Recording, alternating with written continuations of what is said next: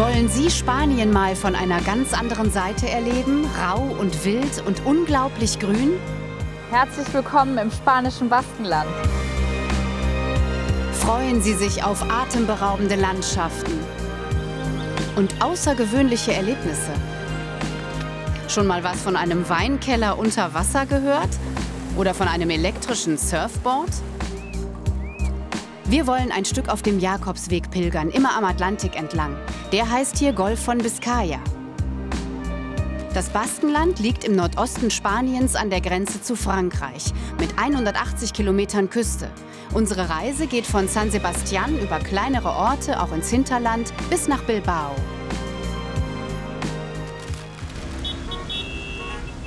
Die größte Stadt der Region. Bilbao mit dem berühmten Guggenheim-Museum hat sich in den letzten Jahren zu einer Avantgarde-Metropole entwickelt. Das mondäne Seebad San Sebastián ist bekannt für seine schöne Belle Époque-Architektur am Strand.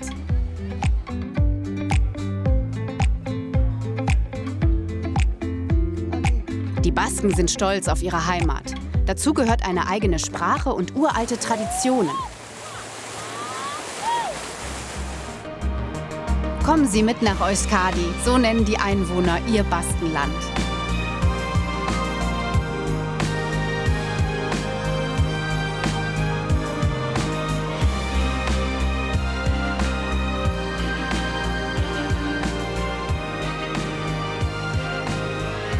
Wir starten in Pasaia, einem kleinen Hafen direkt bei San Sebastián.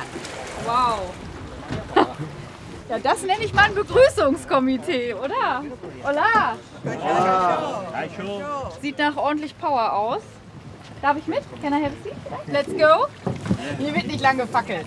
No. Stimmt, wir reden nicht viel. Wir packen lieber an. We do. Das glauben wir Xabi sofort. Er ist der Kapitän. Auf Baskisch gibt er die Kommandos. Hey, Mann!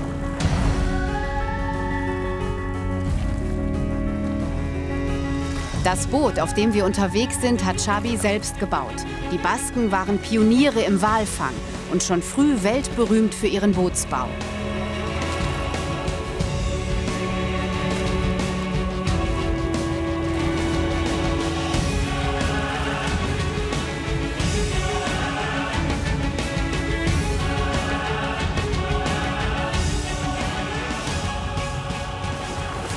Was Sie direkt wissen müssen, die Basken haben eine Menge Traditionen, die es nur hier gibt. Dazu gehört das Rudern.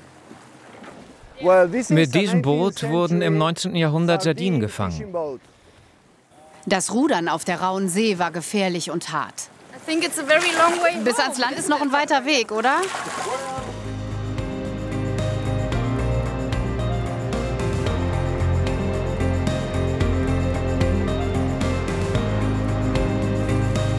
Seguin escamotillac.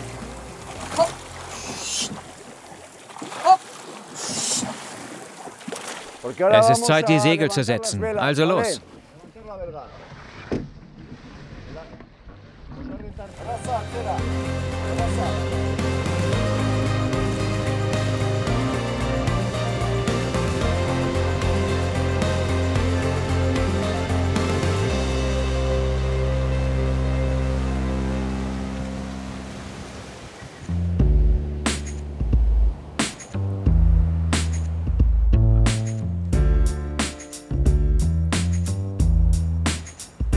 San Sebastián oder Donostia, wie es im Baskischen heißt, ist berühmt für seine muschelförmige Bucht, die Bahía de la Concha, die hier alle einfach nur Concha nennen.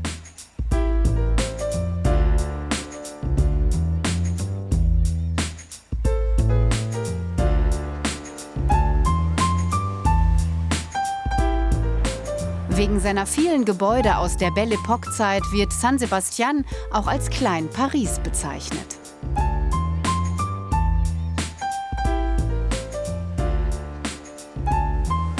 Das ist Jonne, eine Deutsch-Baskin, die uns ihre Stadt zeigt. Ja, und das ist ja schon auch ein fantastisches Gebäude, ne? Ja, das waren tatsächlich die königlichen Umkleidekabinen der Königin, ne? In die Belle Époque-Zeit. Also sie sind völlig gekleidet auch an den Strand gekommen. Vormittags die Männer, nachmittags die Frauen. Die haben das abwechselnd gemacht. Und die haben dann wirklich Schienen gehabt, mit denen sie in so kleinen Holzhäuserchen so ans Wasser gerollt wurden, tatsächlich von Ochsen. Nein. Ja, wirklich. Wirklich mit Ochsen bis ans Wasser, damit sie nicht zu viel Sand abbekommen haben.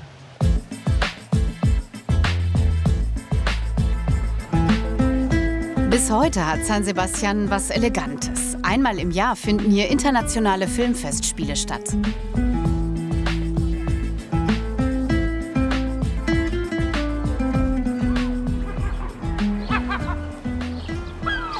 Das ist jetzt schon eine Residenz, ne? Ja, aber hallo.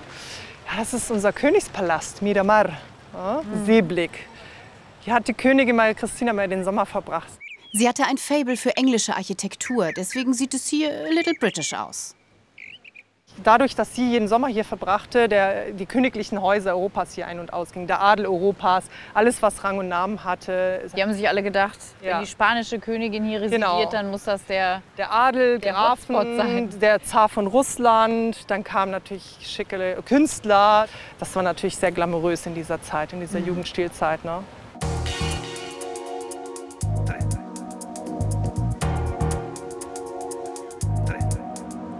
Am Westende der Concha hat der bekannte baskische Bildhauer Eduardo Chillida diese Skulpturen geschaffen. Peine del Viento, Kamm des Windes heißen sie. Also ich würde jetzt sagen, das ist die Gegenwart, weil man die anfassen kann. Ne? Ja. Da ist man ganz nah dran. Richtig. Die Stahlskulpturen sind Symbole für Raum und Zeit. Wenn man jetzt hier, ne, wenn man da durchguckt, dann sieht man die Zukunft. Genau, genau. Das ist die Idee dabei. Ne? Also es ist Ja. die Gegenwart, kann man anfassen und ganz hinten die Zukunft. Toller Ort. Ja. Wenn der Golf von Biskaya so richtig tobt, werden die Skulpturen von heftigen Wellen umspült. Deswegen auch der Name, Peine del Viento, Windkamm. Die Winde werden sozusagen gekämmt, bevor sie auf die Stadt treffen.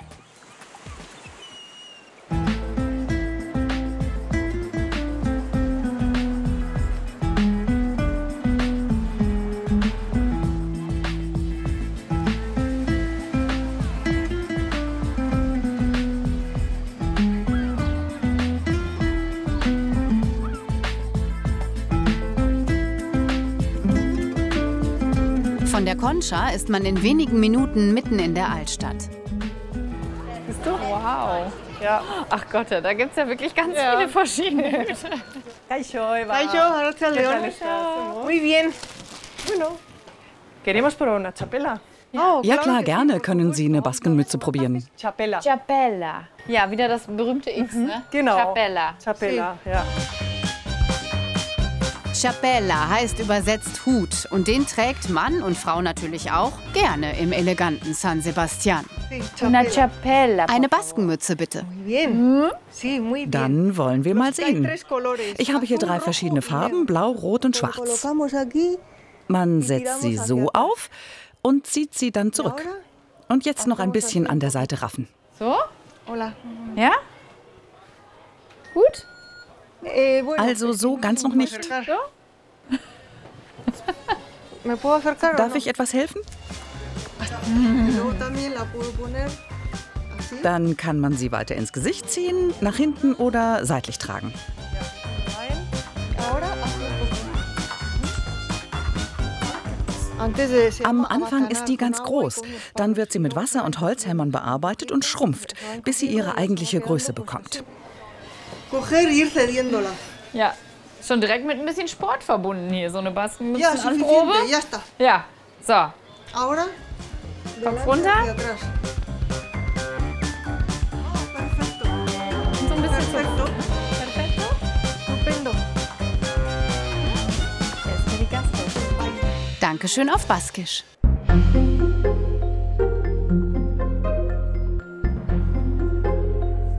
Was soll das mit den ganzen Zahlen hier? 138, 140 bis 147.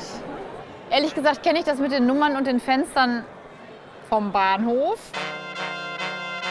War das mal ein Knast? Nein. Häftling Nummer 138 ist heute. Nein. Netter Versuch. Irgendwas mit Steuern? Was sehr Spanisches. Stierkampf. Oh, Stierkampf? Ja, Hier? tatsächlich. Das war im 19. Jahrhundert die Stierkampfarena. Kannst du dir das vorstellen? Und dann konnten die Leute sich die Logenplätze anmieten. Die mussten natürlich durch die Wohnung latschen. Und dann wurde hier aufgebaut und hier fand Stierkampf statt. Ne?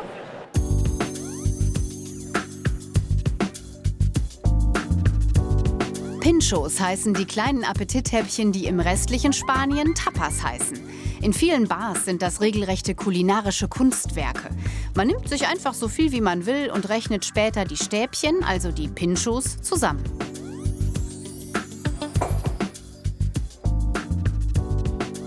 Nirgendwo sonst in Europa gibt es eine so große Dichte an Michelin-Sternen wie in San Sebastián.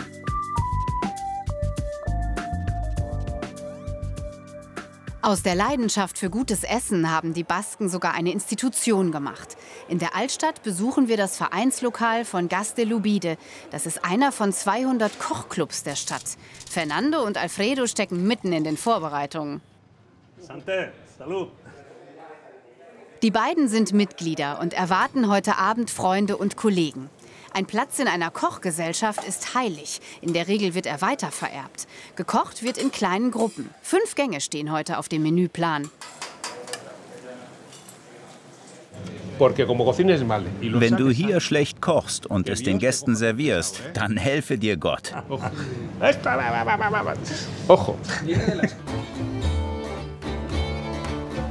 250 Mitglieder hat Gas de Lubide. Er ist einer der traditionsreichsten Chokos, wie die Kochclubs im Baskischen heißen. Es herrschen zuweilen strenge Regeln. Eigentlich dürftest du als Frau gar nicht in der Küche sein. Sie ist Männerterrain. Das ist kein Macho-Gehabe, sondern einfach unsere Tradition. Wie es zu dieser Tradition kam, dafür gibt es viele Theorien. Eine geht so. Die Kochgesellschaften entstanden als eine Art Fluchtventil des Ehemanns. Ein Ort, wo er in Ruhe Karten spielen kann, ohne ständig von seiner Frau herumkommandiert zu werden. Wo er mit seinen Freunden quatschen und die Sachen machen konnte, die er mag. Also auch kochen. Dazu gehört natürlich auch Trinken. Die Getränke kann sich jeder einfach nehmen und aufschreiben. Vertrauenssache eben.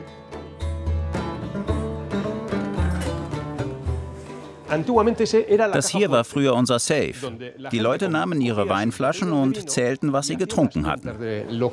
Dann hat man den Deckel aufgemacht und das Geld reingetan.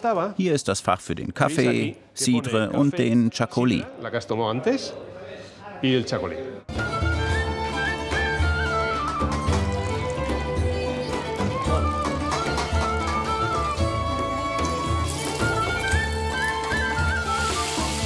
Alle Männer, die hier kochen, haben den Ehrgeiz, exzellentes Essen zu servieren. Es ist nicht übertrieben zu sagen, dass Kochen zur baskischen Identität gehört. Guten Appetit. Ein letzter Feinschliff und die Vorspeise ist perfekt. Das ist ein Lachs-Tartar. Sehr, sehr lecker. Unter den Gästen sind heute Abend auch Frauen. Gas de Lubide ist da nicht so streng wie einige andere Kochgesellschaften, wo auch heutzutage nur Männer kommen dürfen. Die Damen jedenfalls freuen sich. Sie werden bekocht und bedient. Was für ein Glück, dass sie hier nicht in die Küche dürfen.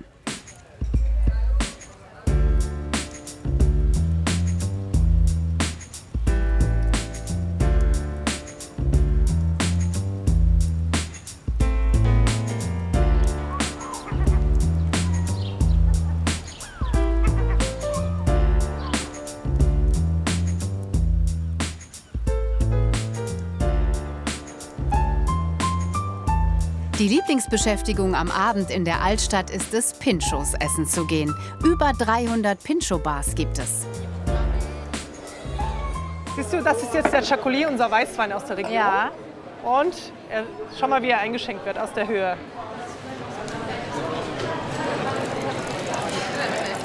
Es muss auch schäumen. Okay. Das ist eine Traube aus der Region, direkt an der Küste angebaut. Und dann muss man frisch trinken. Man muss auch treffen. Man muss auch treffen, genau. Und Osasuna, Osasuna, Gesundheit. Osasuna. Osasuna. Auf den schönen Tag. Wow, La Plancha, das ist für dich. Okay. So. Rape. Rape ist Seeteufel, das ist ein Seeteufelspießchen. Pinchos sind Appetithäppchen, aber wenn wir mehrere davon essen, ist es eigentlich auch wie eine Mahlzeit. Ne? Toll. Schmeckt es dir? Sehr gut.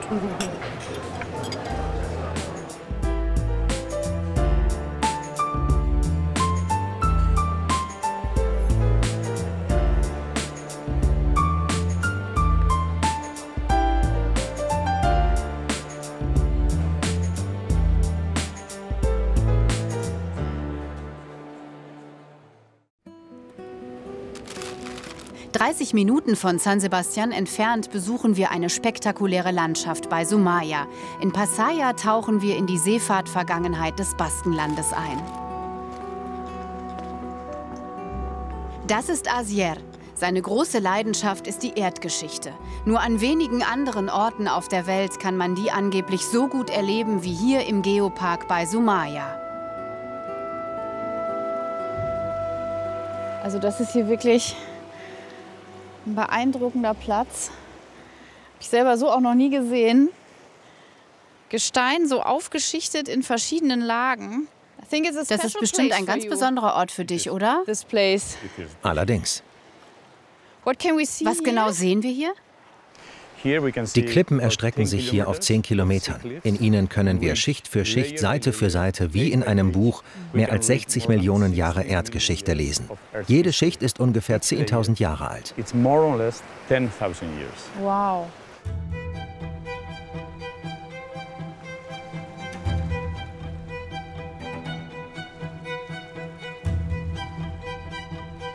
Diese archaische Landschaft ist entstanden, als die iberische und eurasische Erdplatte aufeinander prallten. Die Gesteinsschichten, die auf dem Meeresboden lagerten, wurden zu einzelnen Platten aufgetürmt. Das passierte über einen Zeitraum von 20 Millionen Jahren. Jede Schicht enthält andere Informationen über die Erdgeschichte.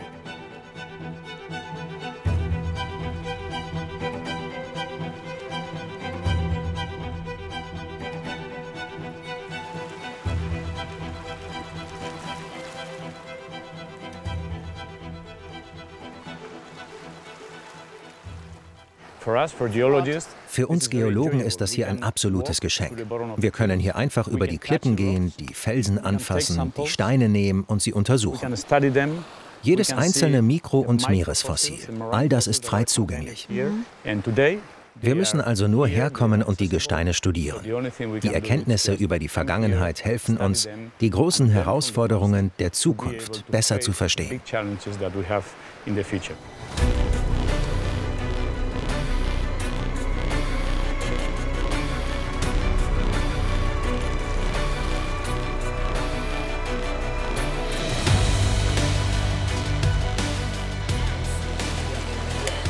Geologen aus der ganzen Welt kommen nach Zumaya. Flysch nennen die Wissenschaftler solche Gesteinsschichten.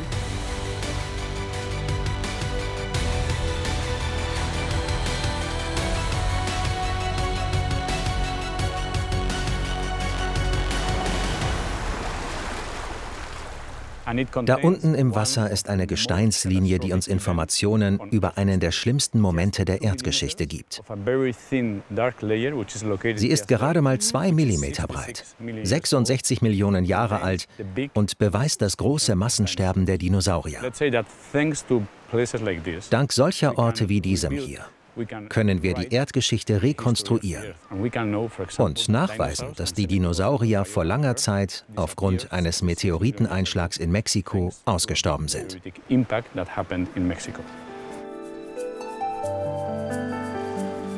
Was für ein erhabenes Stückchen Erde, wo man sich ganz, ganz klein fühlt und ehrfürchtig die Natur bestaunt.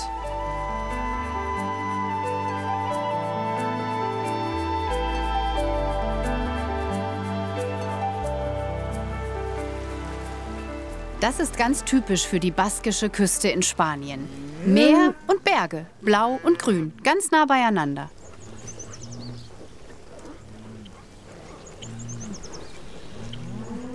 Das ist super, oder? Wie im Allgäu.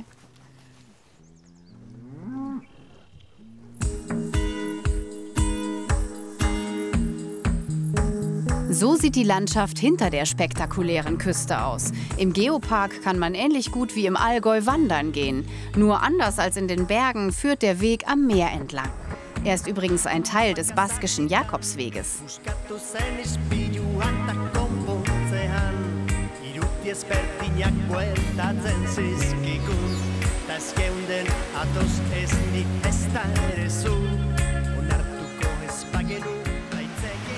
Oh. Ist das schön oder ist das schön? Der Golf von Biskaya.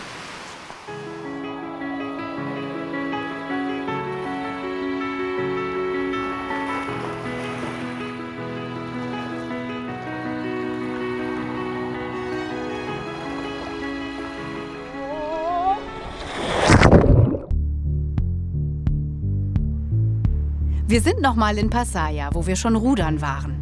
Das hier war früher der wichtigste Walfanghafen in Europa. Jahrhundertelang segelten die großen baskischen Expeditionen von Pasaia aus in Richtung Neufundland. Die Galeonen dafür wurden hier gebaut.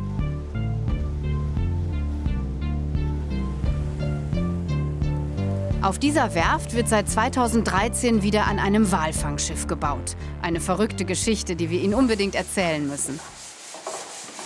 Albaola heißt übersetzt Welle der Morgenröte.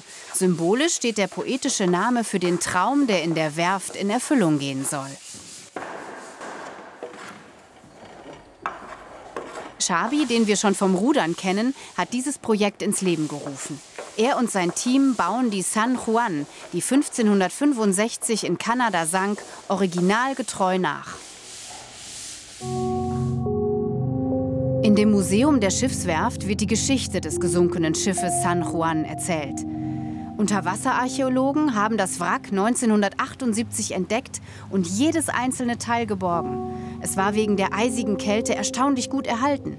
Gebaut worden war es in Pasaia.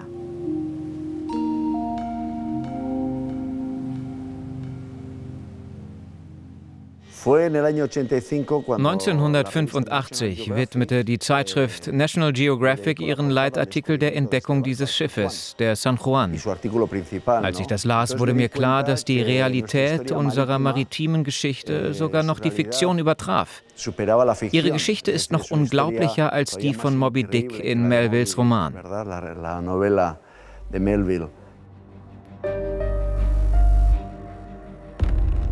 Die San Juan war damals eine absolute Neuheit unter den Handelsschiffen, da sie 3 Etagen hatte und damit viel größer war als die üblichen Schiffe zu dieser Zeit. Sie fuhr für 9 Monate nach Neufundland, beladen mit allem, was zum Walfang gebraucht wurde. Kaum vorzustellen, dass die Männer von diesen kleinen Booten aus die riesigen Wale jagten. Was für eine gefährliche Arbeit. Aber auch sehr lukrativ, denn aus dem Tran der Meeressäuger wurde Öl gewonnen. Damit wurden die Straßenlaternen in ganz Europa erleuchtet.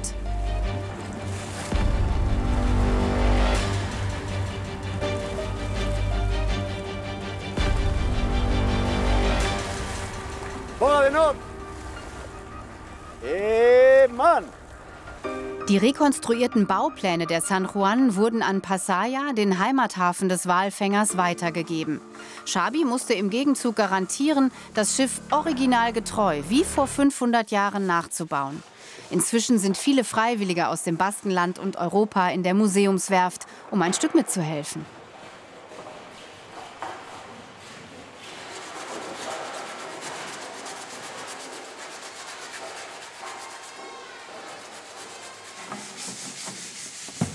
Die neue San Juan wird, wie die alte, irgendwann Richtung Neufundland in See stechen. Nur Wale werden nicht mehr gefangen.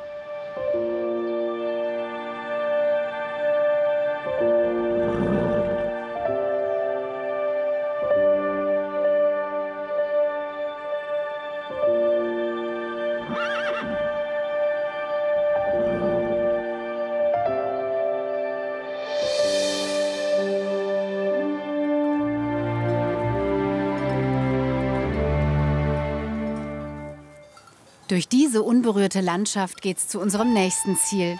Von Pasaia sind es nur 20 Kilometer bis nach Hondarribia, direkt an der französischen Grenze.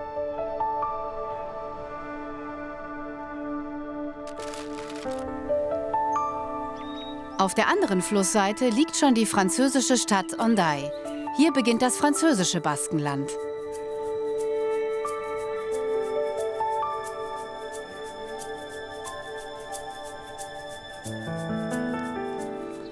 Also eins steht fest, da hat einer mehr Wolle auf dem Kopf als ich. Ja, wir sehen nicht ganz so elegant aus wie der Cedo. Der hat ja früher die Wege freigehauen. Ne? Ah, deshalb die Säge. Genau. Oha. Wir sind ja direkt an der französischen Grenze und wir mussten uns immer vor den Franzosen schützen. Da feiern die diese Militärparade schon seit über 100 Jahren und die ist heilig für die. Ne?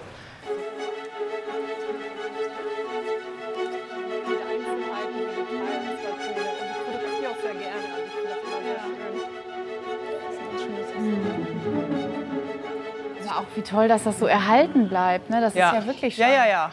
Das wird jetzt geschützt und ich glaube, hier in der Altstadt ist fast jedes Haus denkmalgeschützt, würde ich jetzt mal sagen. Ne? Auf jeden Fall in dieser Straße. Hondarribias Altstadt ist voll von Herrenhäusern im baskischen Stil, aus massivem Stein und Fachwerk. Marionetten, ja. Figuren aus der Mythologie und Volksmund.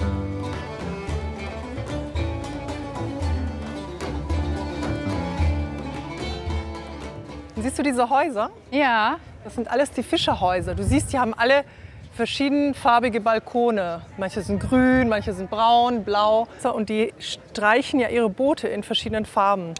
Und die übrig gebliebene Farbe haben sie dann angefangen, dann an den Balkonen dann anzuwenden. Da drüben ist schon Hendaye, das ist schon Frankreich. Man kann quasi rüberschwimmen. Und Baskisch wird aber auch auf der französischen Seite gesprochen. Genau. Die gleiche Wir haben ein und dieselbe Sprache. Kultur. Obwohl es natürlich in 2 verschiedene Länder aufgeteilt ist, sprechen wir Baskisch sowohl auf der französischen wie auf der spanischen Seite. Ne? Und wir sind eigentlich zweisprachig. Wir haben die gleiche Kultur, Traditionen, Identität, ein und dieselbe. Ne? Baskisch, sagt Jonne, ist die älteste lebende Sprache Europas und mit keiner anderen Sprache auf dieser Welt verwandt. Da unten ist schon der Fischereihafen. Hondarribia ist eine der Städte mit der längsten Fischereitradition im Golf von Biskaya. Und das bis heute, auch wenn die goldenen Zeiten des Fischfangs hier vorbei sind. Dennoch geht es geschäftig zu.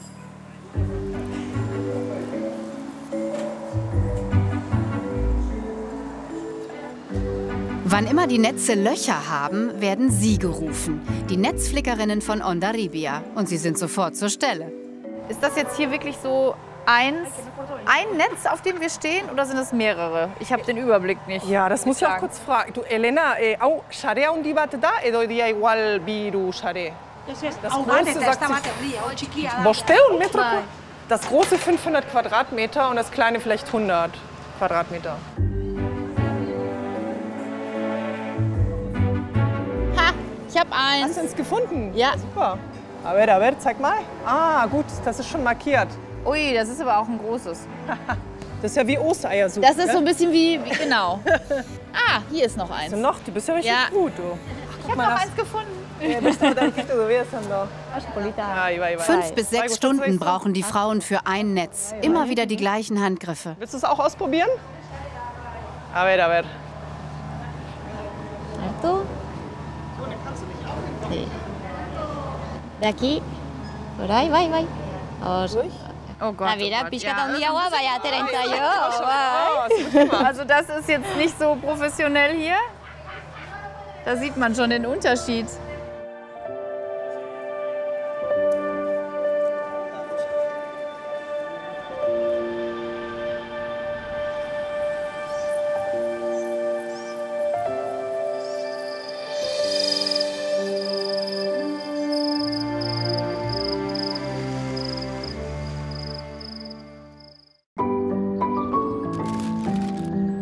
Am nächsten Morgen besuchen wir im Hinterland das Städtchen Tolosa. Anschließend wollen wir an der Küste rund um Orio auf dem Jakobsweg pilgern gehen. Keine halbe Stunde von San Sebastian entfernt sieht's schon wieder ein bisschen aus wie im Allgäu. Saftiges Grün und Gipfel von über 1000 Metern Höhe.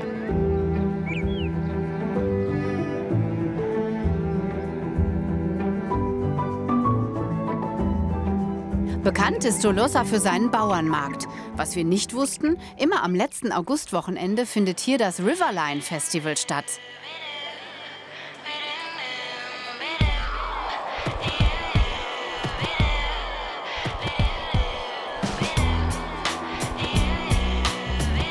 Über dem Fluss Oria sind Slacklines gespannt, in unterschiedlicher Höhe und mit unterschiedlichen Schwierigkeitsgraden.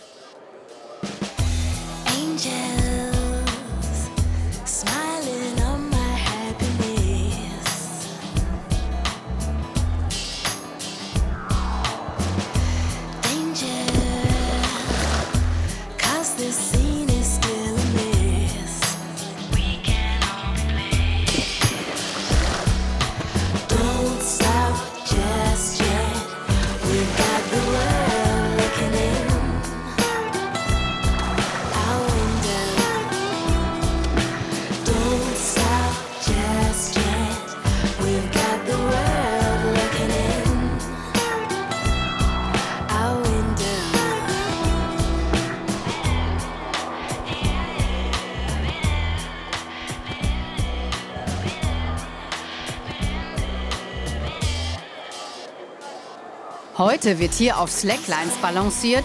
Im Mittelalter war Tolosa eine bedeutende Zollstation für den Warenaustausch zwischen der Küste und dem benachbarten Königreich Navarra. Seit dieser Zeit treffen sich hier jeden Samstag die Bauern der Gegend, um ihre frischen Produkte anzubieten.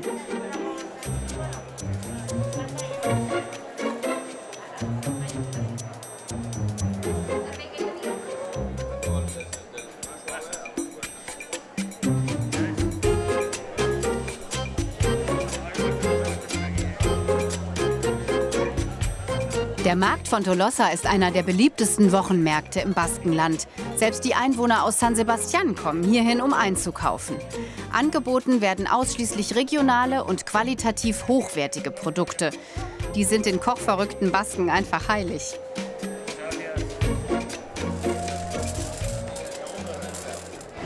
Die schwarzen Bohnen sind ein ganz typisches Gemüse von hier. Ein Produkt, das ganz frisch ist und viel verkauft wird, sind die Piparas. Der richtige Name ist Langusten von Ibarra. Im Baskischen heißen sie aber einfach Pipara. Die werden vor allem frittiert gegessen. Das hier heißt auf Baskisch Sagardoa, Cidre. Er wird schön kalt getrunken und von oben eingeschenkt. Auch ein sehr typisches Produkt von hier. Ab und zu sieht man auf dem Markt Touristen. Die meisten Besucher aber sind Basken.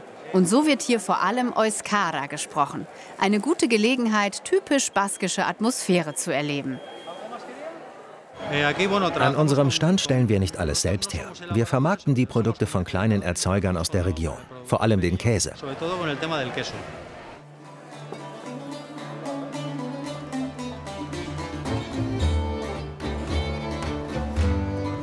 Tolosa lag früher auf dem wichtigen Handelsweg zwischen der Küste und den inneren Provinzen. Viele historische Häuser aus dieser Zeit sind bis heute erhalten.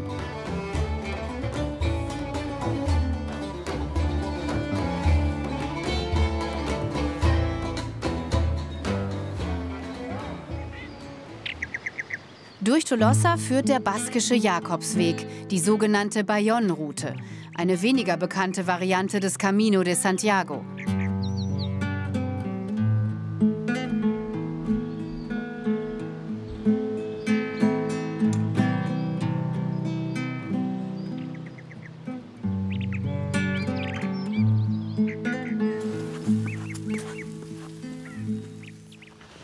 Camino, wir kommen. Ja.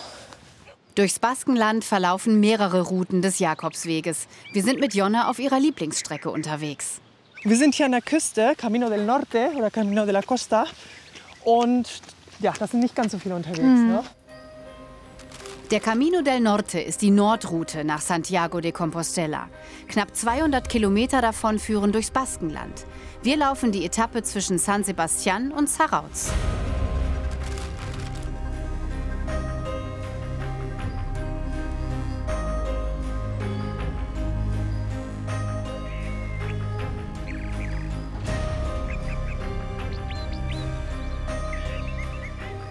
Ja, und so Camino laufen ist ja... Ich glaube, das ist das Beste, was man machen kann. Wenn man so ein bisschen vom Alltag abschalten will, mal ein bisschen raus will, Natur, wirklich von allem loslassen. Man ist viel mit sich selbst auch beschäftigt, aber gleichzeitig denkt man auch an gar nichts. Das ist so ein bisschen so ein Leerlauf.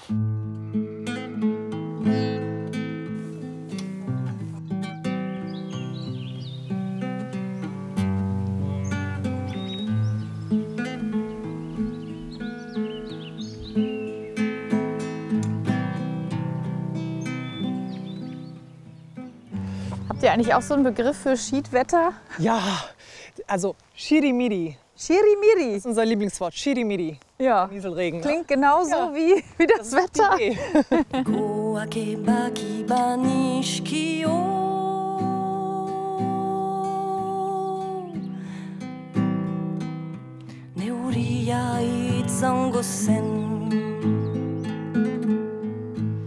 Der berühmte Schirimiri ist auch der Grund, wieso das Baskenland so sattgrün ist. Echte Pilger hält so ein bisschen Regen natürlich nicht ab.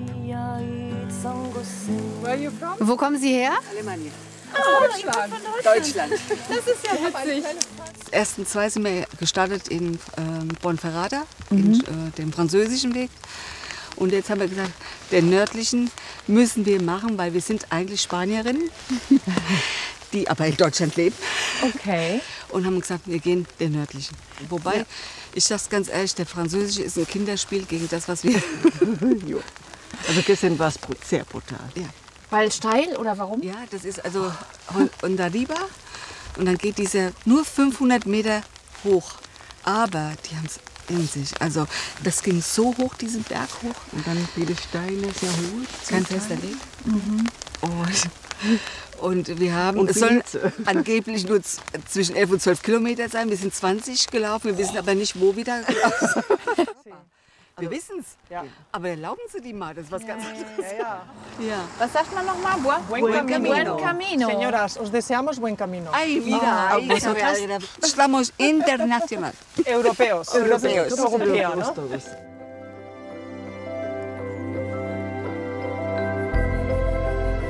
Ja, auf dem Küstenweg durch Nordspanien muss man so einige Höhenmeter überwinden.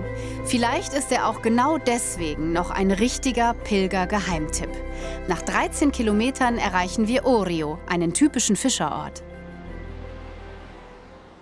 Der Schirimiri ist heute hartnäckig. Das ist hier häufig so. Deswegen darf bei einem Urlaub im Baskenland nie die Regenjacke fehlen. Orio ist Jonnes Heimatdorf. Ihre Familie ist nicht ganz unbeteiligt daran, dass überall gelbe Fahnen hängen. Orio ist die Hochburg des baskischen Rudersports. Und dein Papa hat da ordentlich Schwung hintergebracht, weil er der Trainer war? Nein, mein Vater hat das olympische Rudern eingeführt. Das ist halt das, was wir in Deutschland auch kennen. Okay. Er war im deutschen Nationalteam und das mit dem Rollsitz. Ne? Diese schmalen Boote, wo man dann auf dem Fluss rudert und nicht auf offenem Meer. Ne? Das hat er hier eingeführt.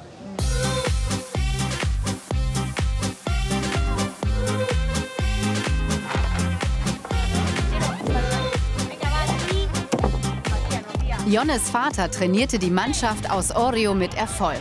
Bis heute gehören die Teams zu den besten des Baskenlandes. Gelb ist ihr Markenzeichen. Trainer Shanti gibt vom Beiboot aus Anweisungen. Doch es ist mehr als ein Sport. Das Rudern ist tief im Volk verwurzelt. Die Leute feuern uns an. Und es entsteht eine tolle Symbiose mit feierlicher Stimmung. Das ist eine wunderschöne Mischung. Und es ergibt einen schönen Cocktail. Das muss man selbst erleben, um es genießen zu können. Mit anderen Worten, in Orio, genau wie in anderen Küstendörfern auch, haben die Bewohner das Rudern sozusagen in der DNA. Deswegen sind die jungen Sportlerinnen stolz auf ihre Tradition. Auch wenn das 6-mal in der Woche richtig hartes Training bedeutet.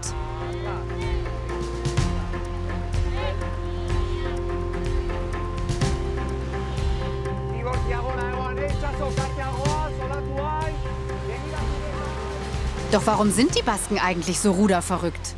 Früher sind die Fischer in diesen Booten zum Fischen hinaus aufs Meer gerudert. Mit dem gefangenen Fisch an Bord mussten sie dann möglichst rasch zurückrudern. Wer zuerst am Hafen war, konnte den Fisch bei der Versteigerung zum besten Preis anbieten. Nach der Arbeit fingen sie an, sich gegenseitig beim Rudern herauszufordern, Wetten abzuschließen. So sind später die Ruderregatten entstanden. Als die Boote schließlich Motoren bekamen, wurde trotzdem weiter gerudert. Bis heute treten die Küstendörfer im Wettkampf gegeneinander an.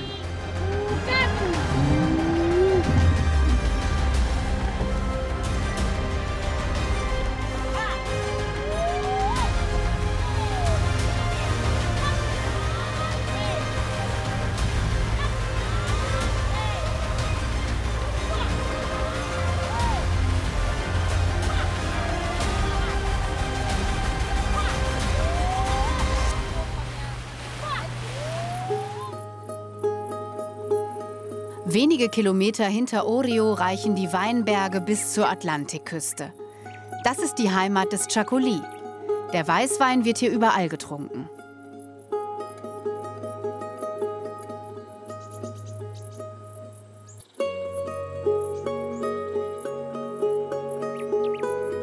Herrlich, dass der Camino del Norte genau durch dieses kleine Weinanbaugebiet führt. Hier wird die heimische Rebsorte Ondaribi-Zuri angebaut, aus der Chacolí gemacht wird. Die Aussicht auf eine Einkehr in eine Bodega am Wegesrand ist bei den Pilgern mehr als willkommen.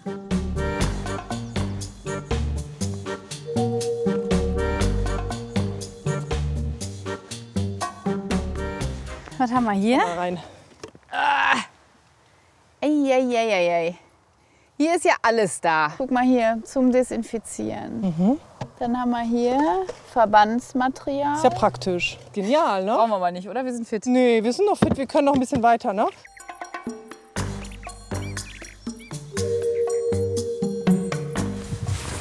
Da. Da ist schon die Bodega. Jonne erzählt, dass der Chacolí zu 90% im Baskenland getrunken und nicht exportiert wird. Die meisten Weingüter sind kleine Familienbetriebe. Hier können wir eine Weinprobe machen. Der Chacolí ist in der Regel ein Weißwein mit einem Hauch von Kohlensäure. Im Vergleich mit anderen Weißweinen hat er einen hohen Säuregehalt. Er ist leicht und erfrischend. Und muss wohl in hohem Bogen eingeschenkt werden. Oh Gott, der gute Wein, der gute Tropfen. So, zum Wohl, Chin Chin. Zum Wohl, Onegin. Chin Chin. Onegin.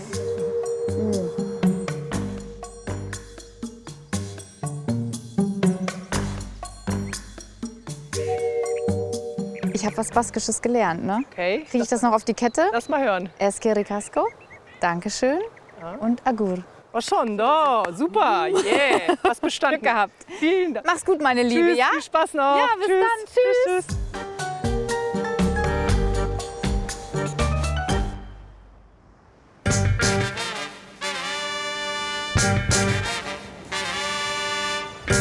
Das Baskenland ist Surferparadies. Heute meinen es die Wellen gut mit den Anfängern am Strand von Zarautz.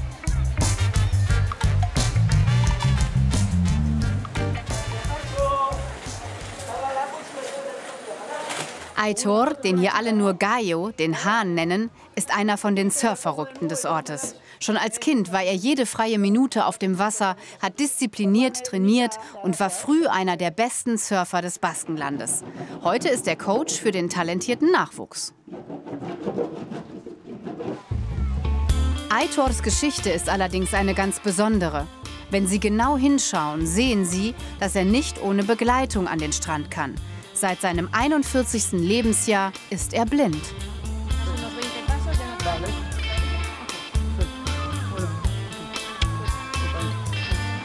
Maria hilft ihm bis zum Wasser und dann folgt er seinem Gehör und seiner Erinnerung. Doch wie bitteschön kann man blind Wellen reiten?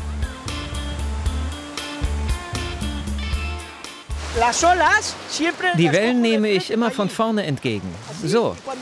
Und wenn eine Welle kommt, drehe ich mich einfach um und springe auf. Es sieht einfach aus, auch wenn es das nicht ist, aber gut. Wenn du es immer und immer wieder versuchst, klappt es irgendwann und du surfst wieder.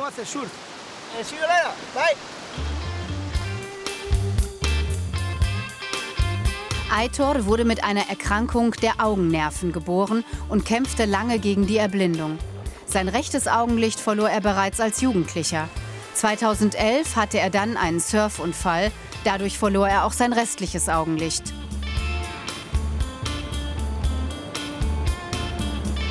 Heute macht Aitor wieder vieles, was er vor seiner Erblindung gemacht hat.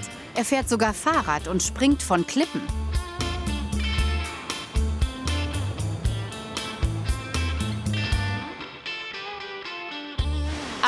Mich erstaunt das auch immer wieder. Manchmal vergesse ich sogar, dass er blind ist. Im Wasser ist er glücklich, weil es da keine Hindernisse gibt. Aber wenn er auf der Straße geht, dann merkt man das schon. Ich war 3 Monate im Krankenhaus und dachte natürlich, dass ich nie wieder surfen werde. Als ich dann aus dem Krankenhaus kam und wieder anfing, am Strand zu laufen, hörte ich die Wellen. Und eines Tages sagte ich mir, ich werde es versuchen. Ich glaube, ich habe dir alles gesagt. Mit Mühe, Arbeit, Illusion und Herz.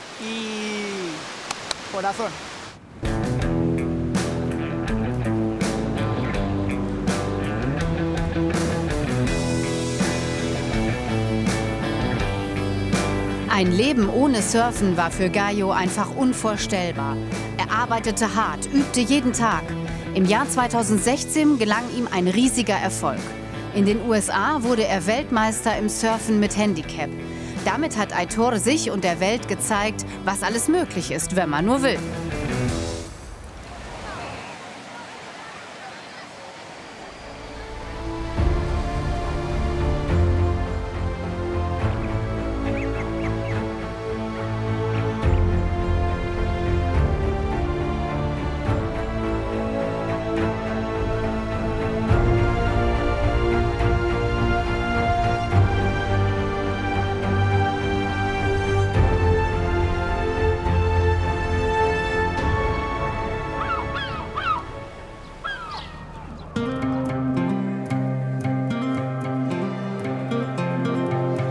Das Meer und der Fischfang prägen seit jeher das Örtchen Getaria. Eigentlich besteht die Altstadt nur aus 3 Straßen.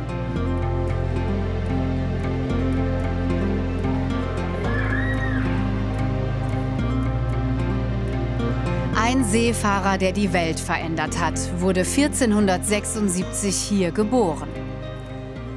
Das ist ein berühmter Sohn dieser Stadt hier, Elcano. Er hat als erster es geschafft, die Welt komplett zu umsegeln. Es war nicht Magallanes. Denn der wurde während der Expedition auf den Philippinen getötet. Elcano, der Baske aus Getaria, übernahm das Kommando und vollendete so die von Magallanes begonnene Weltumsegelung.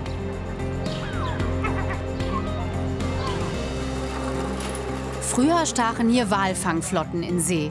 Daran erinnert das Stadtwappen. Angeblich wurde der letzte Wal der baskischen Küste vor vielen, vielen Jahren in Getaria gefangen. Die aus dem Nachbardorf allerdings behaupten, dass sie den letzten Wal gefangen hätten. Aber das stimmt nicht. Der Walfang ist Geschichte. Heute ist Getaria berühmt für Sardellen. Die Fischer sind gerade in den Hafen zurückgekommen und machen ihre Boote sauber. Wenn die Sardellen klein sind, bringen sie nicht viel. Nur die größeren Exemplare, die für die Konservenfabriken bringen, Gewinn. Alle warten also auf die großen Sardellen, um mehr zu verdienen. Und die von hier sollen viel besser sein als die aus dem Mittelmeer.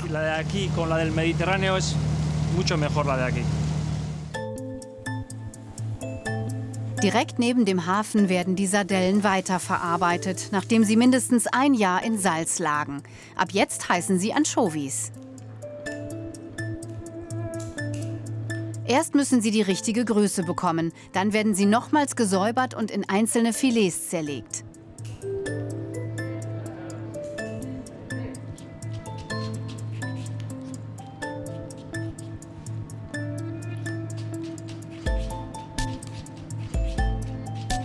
In der Zentrifuge wird der letzte Tropfen Flüssigkeit herausgepresst, um am Ende den puren Geschmack zu erhalten.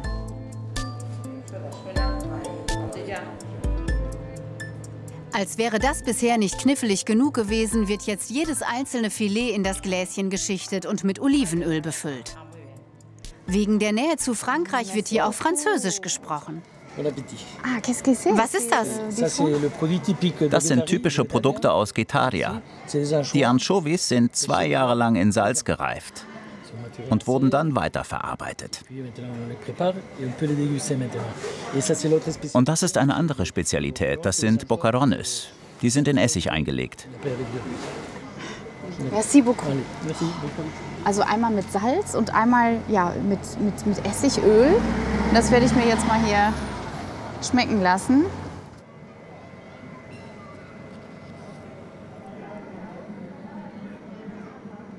Da schmeckt man wirklich jeden Handgriff.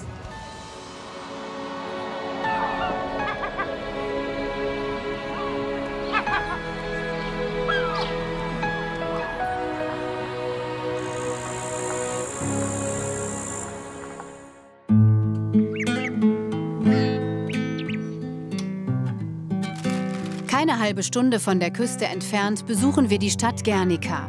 Anschließend geht's nach Mundaka und in das Naturreservat Urdaibai. Rot, Grün, Weiß, das sind die baskischen Nationalfarben.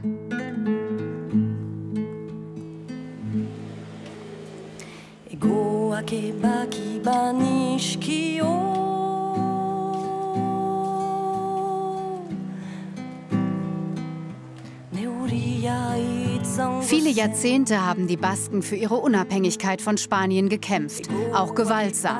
Verantwortlich dafür war die Untergrundorganisation ETA. 2011 hat sie den bewaffneten Kampf eingestellt. Seither ist es friedlich. Heute wird das Baskenland als autonome Region von Madrid anerkannt. Am 26. April 1937 erlangte Guernica weltweit traurige Berühmtheit. Die deutsche Legion Condor unterstützte in den Wirren des Spanischen Bürgerkrieges die Franco-Truppen und bombardierte die Stadt. In wenigen Stunden wurde sie in Schutt und Asche gelegt.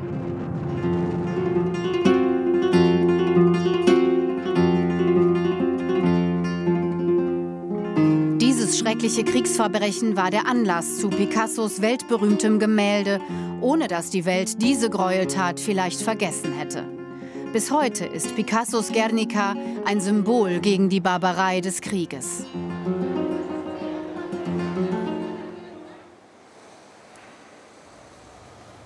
Ja, und das hier ist wirklich der Teil der Stadt mit den alten Gebäuden, der damals bei dem Bombenangriff verschont geblieben ist. Kann man hier sehr eindrucksvoll sehen. Es war wohl Ironie des Schicksals, dass ausgerechnet der heilige Ort der Basken nicht zerstört wurde. Diese Eiche, ein Ableger von dem ursprünglichen Baum, ist das Symbol der baskischen Freiheit und Unabhängigkeit. Unter ihren Blättern legten seinerzeit die Könige ihren Schwur ab, die Sonderrechte des Baskenlandes anzuerkennen. Noch heute muss der Ministerpräsident der Region hier hinkommen, um seinen Amtseid abzulegen.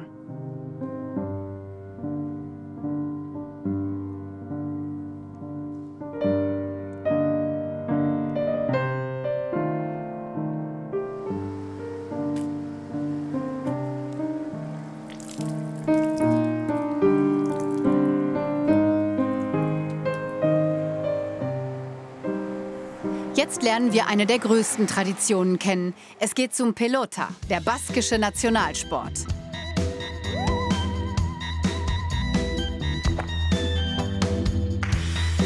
Diego ist in der Pelota-Halle, die übrigens Fronton heißt, groß geworden. Schon sein Vater war Profispieler und er ist es auch. Was ein Glück, vom Cheftrainer des Guernica-Teams höchstpersönlich das Spiel erklärt zu bekommen. Das hier gilt es jetzt zu benutzen. Das ist kein Obstkörbchen, sondern ein Sportgerät oder zumindest etwas, was ich für die Sportart brauche, die wir jetzt hier ausüben. Es geht um Pelota, eine traditionelle baskische Sportart. How does it work? Wie funktioniert das jetzt? Diese Form des Pelotas wird mit dem Korbschläger gespielt. Du musst deine Hand in den Handschuh stecken.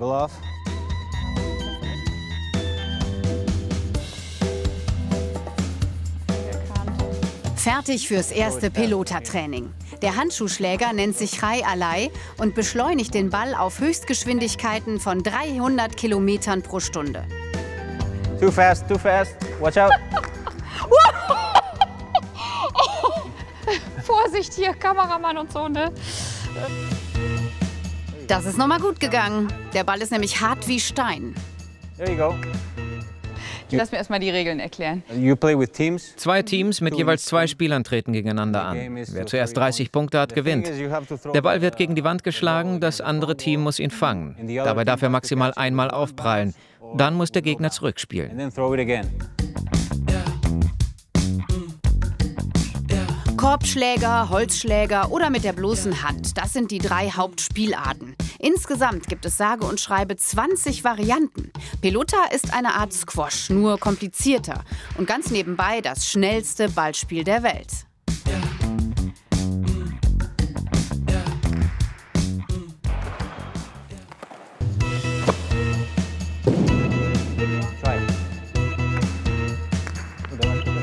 There you go.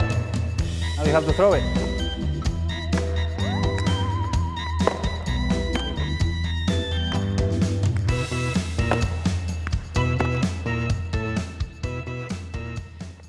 Wieso spielt Pelota im Baskenland eigentlich eine so große Rolle? Es war einfach immer Teil unserer Kultur. Es ist unsere Tradition. Früher ist bei diesen Spielen sehr viel gewettet worden. Wetten war in der baskischen Kultur immer sehr wichtig. Seit Jahrhunderten wird dieser Sport im Baskenland betrieben, nicht nur als Wettkampf.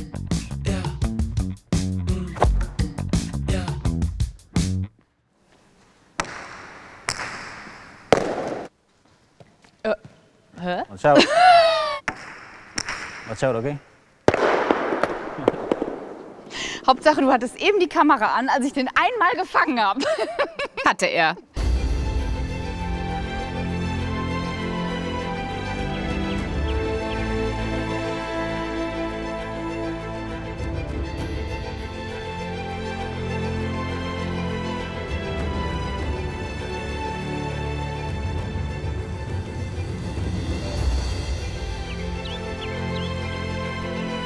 Heute ist das Wasser zahm. Bei hohen Wellen aber ist die Kaimauer im Hafen voller Schaulustiger. Mundaka ist berühmt für die längste Welle Europas. Wenn die Bedingungen günstig sind, schiebt sie sich auf einer Breite von 400 Metern in die Flussmündung.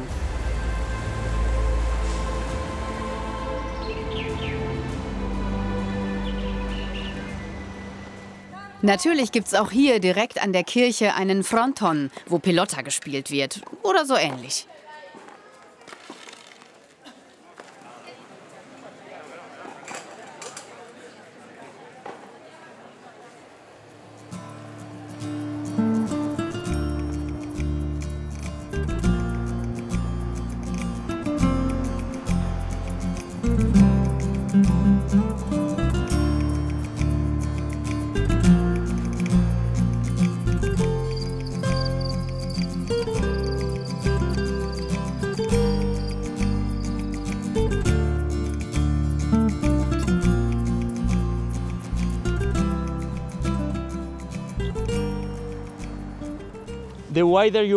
Je weiter du das Paddel hältst, desto besser kannst du die Richtung des Kajaks steuern. Öffne deine Arme, genauso. Das ist der Seeschlag. Dann dreht sich das Kajak nach rechts.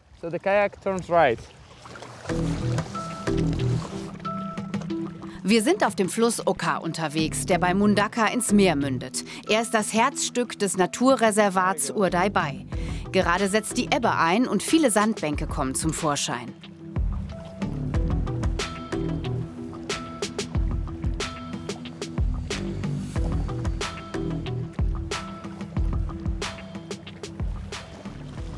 How do you feel, okay? Very okay. Sehr erholsam und gechillt. Very relaxing and chilling.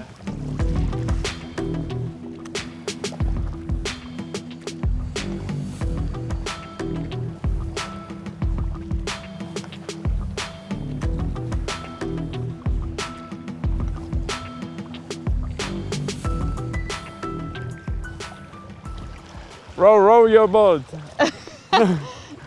You know the Basque. Now the whales are coming. Genau, sonst kommen die Wale. Du musst immer weiter paddeln. Ich sehe einige Vögel hier. Ist das eine spezielle Gegend für Vögel? Ja, dies ist ein ganz besonderer Ort für Vögel. Die Zugvögel legen hier eine Pause ein, wenn sie im Sommer vom Norden in den Süden fliegen. Das hier ist für sie eine wichtige Zwischenstation, die sie jedes Jahr ansteuern, um sich auf ihrer langen Reise auszuruhen.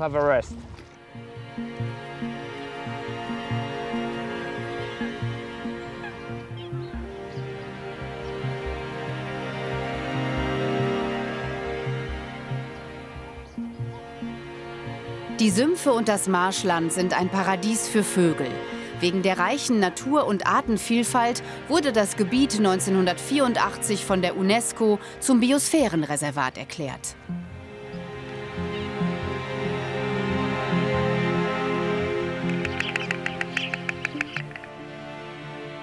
Mittendrin liegt das Bird Center Urdaibai. Edorta ist Ornithologe und forscht zu dem Thema Vogelzug. Die Zugvögel, die hier auf ihrem Weg nach Afrika Rast machen, werden in Netzen gefangen. Die sind für die Vögel völlig harmlos, sagt Edorta.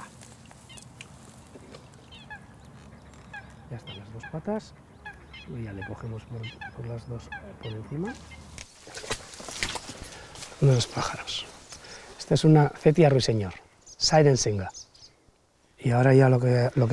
Damit der Vogel nicht weiter gestresst wird und etwas zur Ruhe kommen kann, tun wir ihn in diesen Stoffbeutel.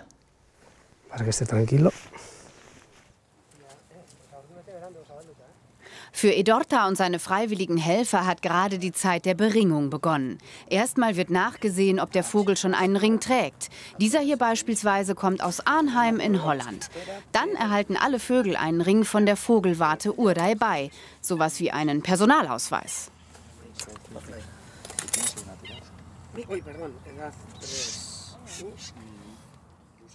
So können wir die Migration verfolgen und herausfinden, welche Orte während des Vogelzugs wichtig sind. Dann werden biometrische Daten wie Gewicht, Ausbildung der Flugmuskulatur, Alter und Geschlecht erhoben und an ein zentrales Computerprogramm weitergegeben. Noch liegen 10.000 Kilometer Flugstrecke vor den Fliegengewichten. Das ist wie bei uns mit dem Auto. Wenn wir wenig Benzin tanken, kommen wir damit nicht besonders weit. Tanken wir aber voll, fahren wir damit bis nach Sevilla. Dieser Vogel jedenfalls hat gut getankt und wird seine Reise bis nach Afrika voraussichtlich ohne Probleme fortsetzen.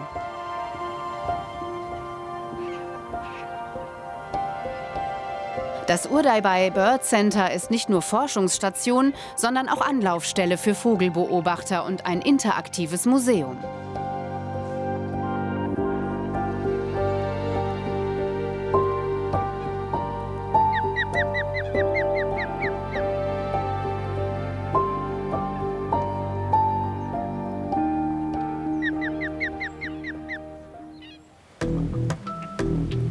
Die Ebbe schreitet weiter voran. Bis zu 6 Meter sinkt das Wasser ab.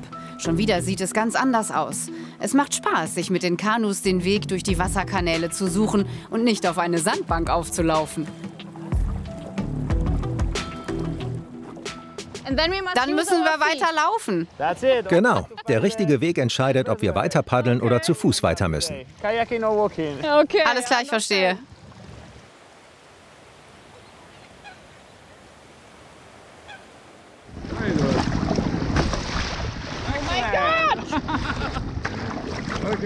Das mag ich jetzt nicht so. Du musst einfach immer weiter paddeln.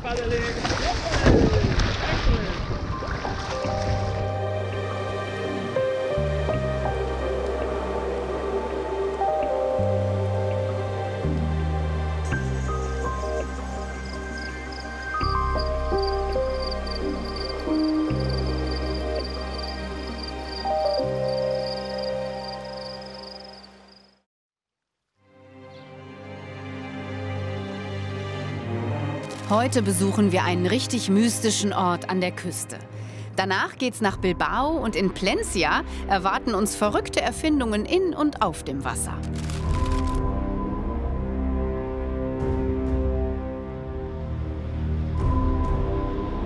Die Felseninsel mit dem unaussprechlichen Namen San Juan de Gaztelugatxe liegt mitten im tosenden Atlantik. Der Weg dahin führt über 241 Steinstufen.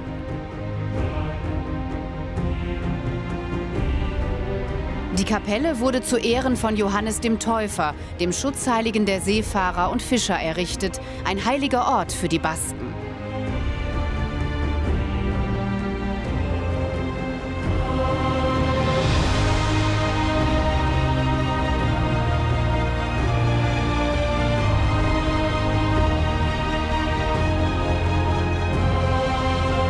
Erkennen Sie die Burg Dragonstone aus der Serie Game of Thrones?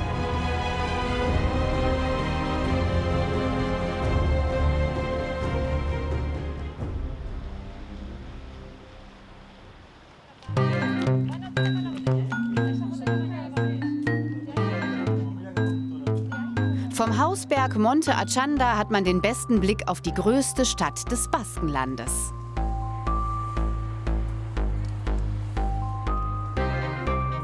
Bilbao ist das wirtschaftliche und kulturelle Zentrum der Region. Der unschlagbare Besuchermagnet, das weltberühmte Guggenheim-Museum. Noch sind die Türen des Museums für moderne Kunst geschlossen. Das ist die Zeit der sogenannten Spider-Man von Bilbao. Sie sind dafür verantwortlich, dass die Glas- und Titanflächen der futuristischen Konstruktion immer blitzeblank sind. Dem Star-Architekten Frank O'Gary ist mit seinem Bau im Jahr 1997 ein Jahrhundertbauwerk gelungen. Für die Spider-Man bedeutet das, täglich Hunderte von Quadratmetern Fenster und Stahlträger putzen. Besonders aufwendig ist das in dem 50 Meter hohen, lichtdurchfluteten Atrium. Für heute sind sie fertig mit ihrer Arbeit. Draußen warten schon die Besucher. Doch vorher steht noch ein Erinnerungsfoto vor dem prominenten Hundewelpen aus Bilbao an.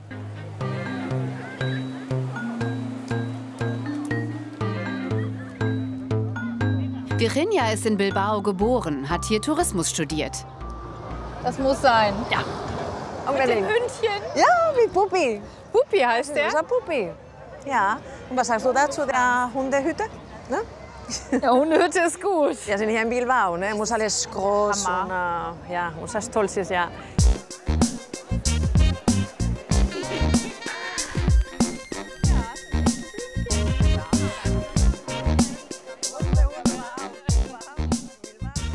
Wie war das? Was war hier vorher? Nichts, also hier war sozusagen Niemandsland, hier verliefen die Gleisen, also die Schiffe sind bis in die Stadt reingefahren, dann wurde die ganze Ladung hier abgeladen und dann wieder mit den Bahnen, dann mit den Zügen dann abtransportiert. Bis in die 70er Jahre war Bilbao ein Ballungsgebiet für Kohle-, Stahl- und Erzindustrie. Am Flussufer standen riesige Fabrikanlagen und Eisenhütten. Doch irgendwann kam die Industrie den technischen Entwicklungen nicht mehr hinterher. Die Stadt verwahrloste. Die Arbeitslosigkeit stieg auf 25%. Und dann kam das Museum. Und dann kam das Museum. Und das war der Beginn des Plans, ne? Für die ganze Stadtumwandlung. Weil es war ja notwendig. Ne? Die Stadt war ja nach der Krise dann kurz vor dem Aussterben. Und dann, so peu à peu, haben wir dann weiter daran gearbeitet. Und haben wieder tolle Architekten dann in die Stadt geholt. Und ja, und da kam dieser Bilbao-Effekt. Der Bilbao-Effekt. Inzwischen ein geflügeltes Wort für eine Stadt, die sich durch ein architektonisches Highlight neu erfindet. Die Zweigstelle des New Yorker Guggenheim-Museum wurde vom Fleck weg zum Erfolg. Mehr als 1 Million Besucher kommen jährlich.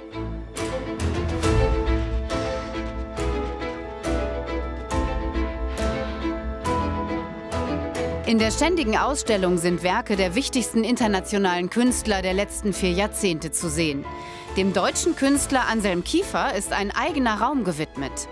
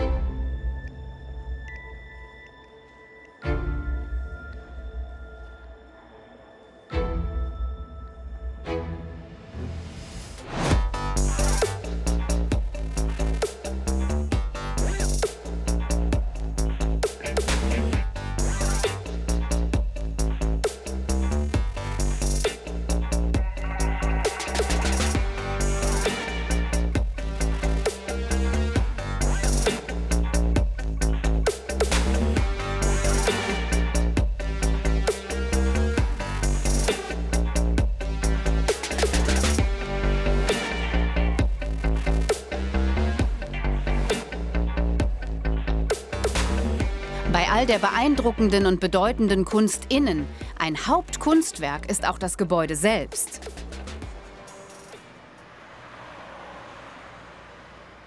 Wir folgen dem Fluss Nervión, der 15 Kilometer flussabwärts ins Meer mündet.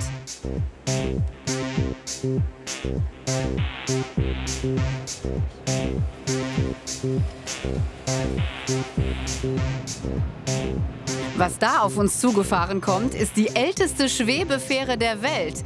Seit 1893 verbindet sie die Stadtteile Portugalete und Getxo miteinander. Jetzt geht's nach oben.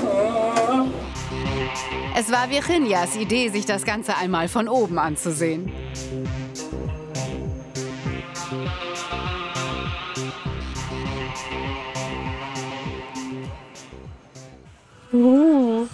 Also das ist mal hoch. Ja, heftig.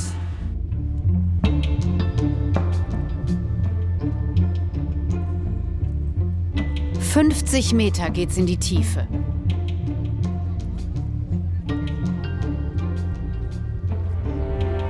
Das ist ja der Wahnsinn. Hier kann man durchgucken. Genau.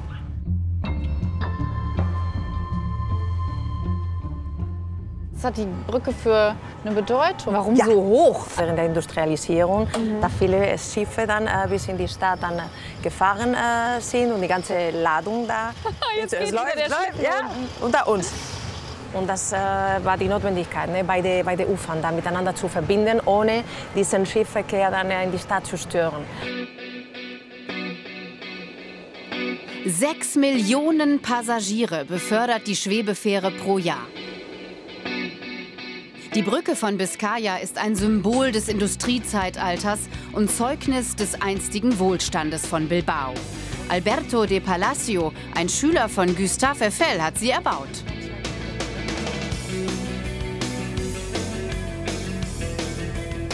Von der Brücke aus können wir schon das Meer sehen. Die Bilbaínos haben es also nicht weit bis an den Strand. Keine halbe Stunde später sind wir in dem quirligen Küstenort Plencia.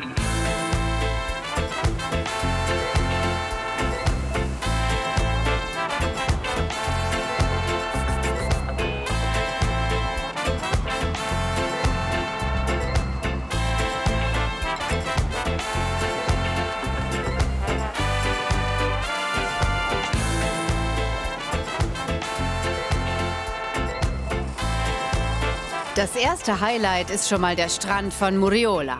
Hier wurde auch eine Szene aus Game of Thrones gedreht. Der eigentliche Grund für unseren Ausflug liegt aber unter Wasser.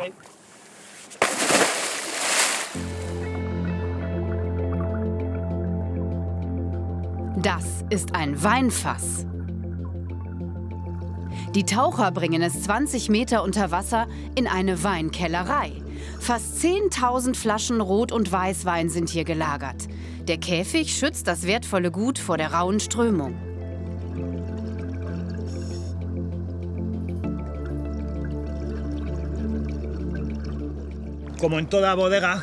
Wie in jedem Weingut muss man auch hier kontrollieren, wie sich der Wein entwickelt.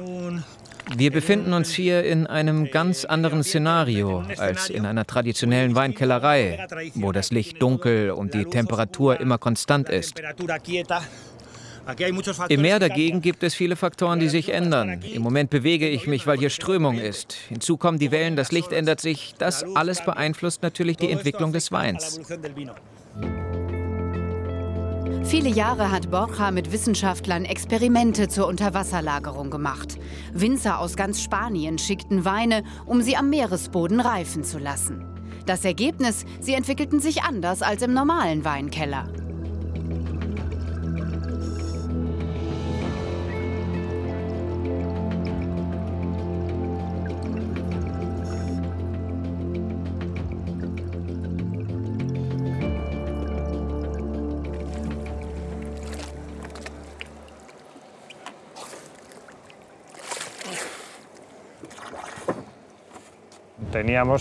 Seit wir klein waren, haben wir immer die Bücher von Cousteau und Tintin gelesen. Die Abenteuer von Kapitän Haddock, der nach Schätzen tauchte. Davon haben wir immer geträumt. In der Weinwelt wurde diese spinnerte Idee zunächst als Marketing-Gag abgetan. Weinflaschen mit Seetang, na klar verkauft sich das. Hier am Boden der Flasche kommt weniger Strömung hin. Da setzt sich das Meeresleben richtig schön ab. Jetzt kommt der große Moment. Diese Flasche lag ganze 3 Jahre im Wasser. Normalerweise reifen die Weine bis zu 18 Monaten. Soweit wir wissen, gibt es keinen anderen Wein auf der Welt, der 3 Jahre unter Wasser war. Es sei denn, er stammt von einem gesunkenen Schiff. Das alles hat seinen Preis. Ab 70 € aufwärts kostet der Wein. Das hier hat nichts mit einer normalen Weinverkostung zu tun. Hier bist du auf dem Meer, hast das schöne Wetter und da vorne findet sogar eine Ruderregatta statt. Das ist was anderes.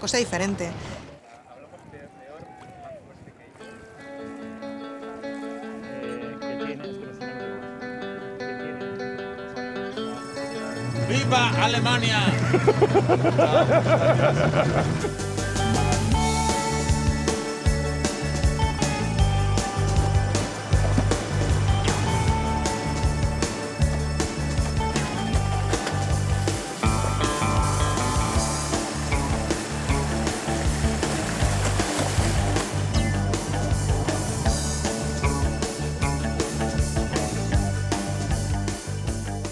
Ein Surfbrett mit Auspuff. Habe ich auch noch nie gesehen. Das ist das erste Mal, dass ich sowas sehe. Kannst du mir erklären, was es damit auf sich hat? Das ist ein elektrisches Surfboard. Eigentlich ist es nichts anderes als ein Surfbrett mit 2 Motoren, 2 Wasserjetmotoren. So bist du komplett unabhängig von den Wellen und dem Wind. Hier kommt die Batterie rein. Es ist eine Lithiumbatterie. Die treibt die 2 Jets an, sodass du mit 35 Stundenkilometern übers Wasser flitzen kannst.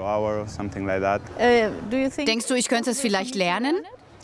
Na klar, willst du probieren? Baby? Ich bin ziemlich sicher, dass du es schaffst, dich hinzustellen. Okay. Hört sich nach Herausforderung an. Inigo ist Elektroingenieur und hat das elektrische Board selbst entwickelt.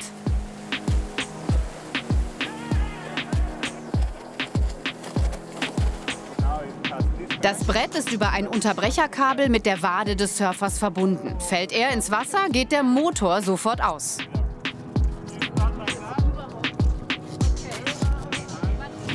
Wie kann ich lenken und die Richtung steuern? Du musst ein wenig Geschwindigkeit draufkriegen, dann kannst du auch drehen. Wenn nicht, dann fahre ich auf die Felsen zu.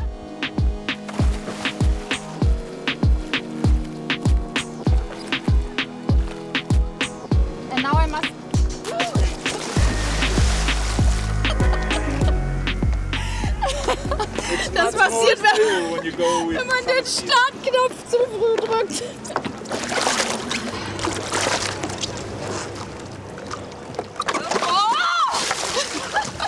Und jetzt mit etwas Geschwindigkeit?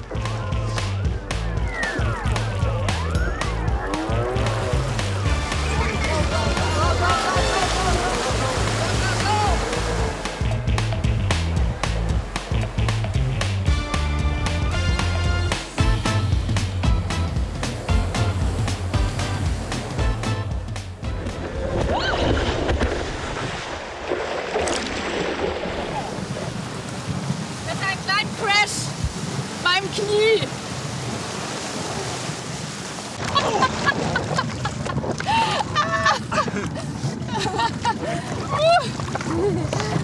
Some power. That's a surf Knie. Tja, und so sieht's dann aus, wenn man es kann.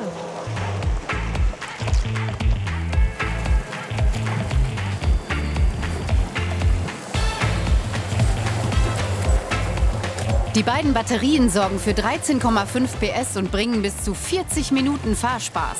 Dann müssen sie neu aufgeladen werden. Aber sie sind leise und verpesten das Wasser nicht.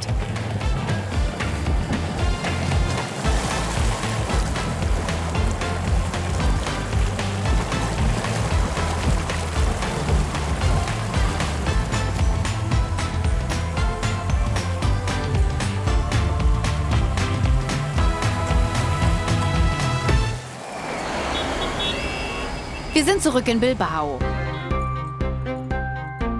Die Stadt liegt in einem Tal, von allen Seiten umgeben von Bergen. Ein bisschen wie eingepfercht. Nachdem der Bilbao-Effekt seine Wirkung zeigte, haben hier namhafte Architekten und Designer ihre Spuren hinterlassen.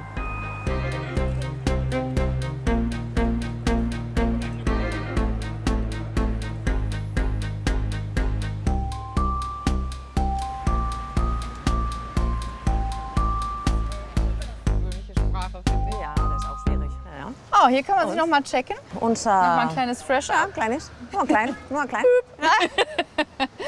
Wozu ist der hier?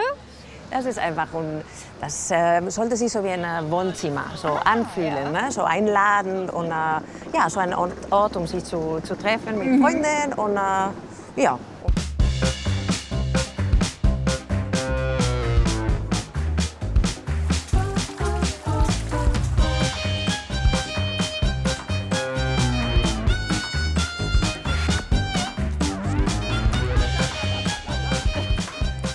Das war ursprünglich der Weinlager der Stadt. Hier ist der ganze Wein aus La Rioja gebracht worden. Das ganze Gebäude war ein Weinlager? Ja, alles, nur für Wein. Wir brauchen Platz. Das ist aber ziemlich groß. Ja.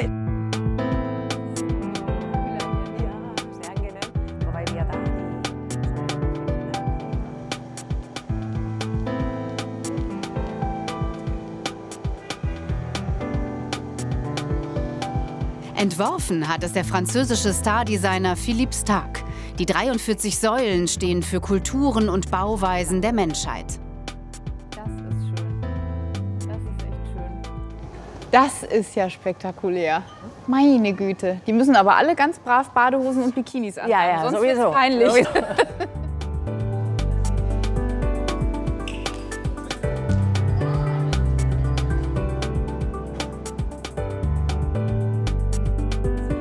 Das Gebäude ist eine Begegnungsstätte. Jeder kann hier hinkommen.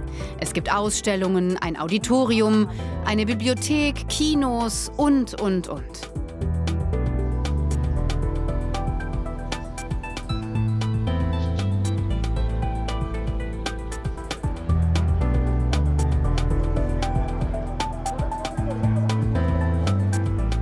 Wie ein gestrandetes Schiff liegt die Markthalle am Ufer des Nervión. Der Ribera-Markt ist bekannt für sein ausgezeichnetes Angebot an frischem Fisch und Meeresfrüchten direkt aus dem Golf von Biscaya. Wer hier ist, sollte sich auf keinen Fall eine der Bars mit den köstlichen Pinchos entgehen lassen.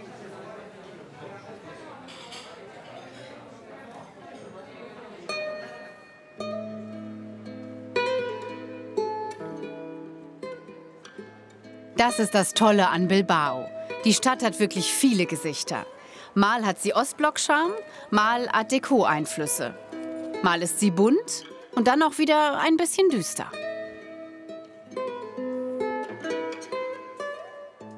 Wir sind in der Altstadt unterwegs, die hier einfach als Siete Calles, die 7 Straßen, bekannt ist. Bis heute ist sie das Herz von Bilbao und an jeder Ecke ist was los. Hier wird ein baskisches Kneipenspiel gespielt.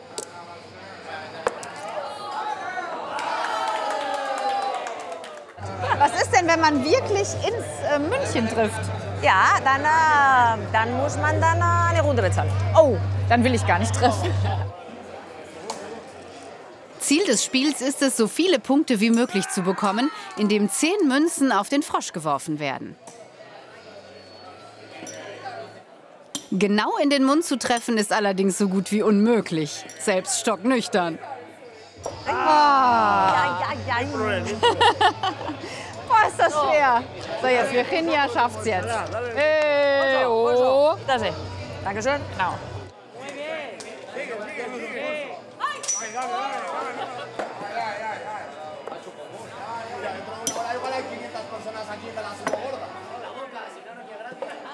Zum Glück geht heute keine Kneipenrunde auf uns. Was heißt Frosch auf Spanisch? Rana. Rana. Rana.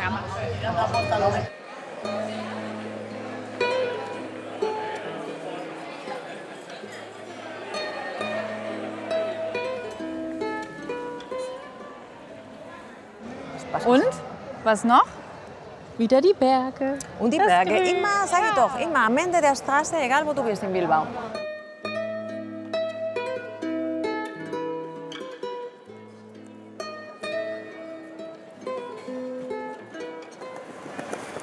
Auf der anderen Seite des Flusses sieht Bilbao wieder ganz anders aus. Hier gibt's ganz viel Street Art. Seitdem hat sich das Viertel, früher bekannt für Drogenhandel und Prostitution, ziemlich verändert.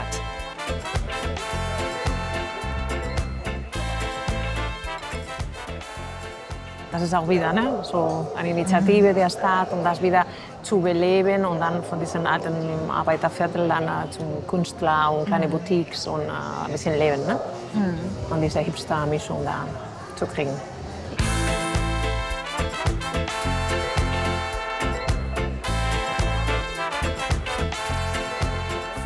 Und das ist auch eine Möglichkeit.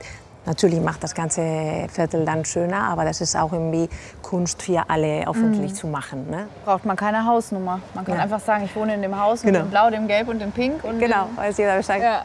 Ja. Internationale Street-Art-Künstler haben das ehemals düstere Viertel ein bisschen bunter gemacht. Typisch für Bilbao. Das Moderne trifft auf das Historische. Man spürt den Aufbruch in der Stadt.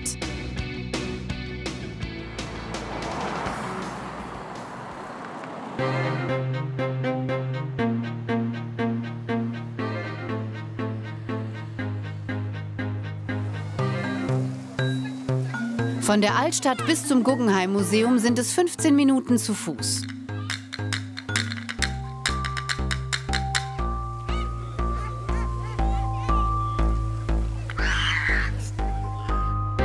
Die Skulpturen rund um das Guggenheim-Museum gehören zu der Kunstsammlung des Hauses.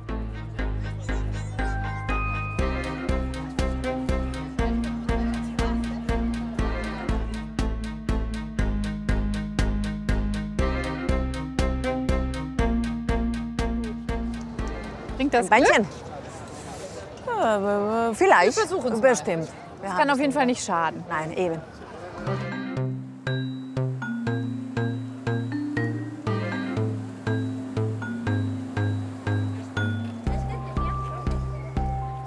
Was ist das denn? Ja, das ist Nebel. Das ist auch ein das Kunstwerk. sehe ich. Das ist auch ein Kunstwerk. Das gehört zum Kunstwerk. Ja, das ist alles in Ordnung, keine Sorge. Es ist ein bisschen dann eben da die Verbindung da zum Wasser, dann um alles dann noch mal ein bisschen mystisch da darzustellen. Mystisch. Ja. Oh, der ist ja auch ganz schön kühl, Ja, der Nebel. Oh. Und ich glaube, jetzt ist der richtige Moment, um uns zu verabschieden, bevor man uns gar nicht mehr sieht im Nebel von Bilbao. Irinja, vielen herzlichen Dank für diese tolle Tour durch die Stadt. Schön, dass du hier warst. Es war so schön. Passt. Was heißt wunderschön auf Baskisch? Oso Polita. Oso Polita ist es hier im spanischen Baskenland. Das steht fest. Und wir sagen Tschüss und auf Wiedersehen. Auf Baskisch? Agur. Agur.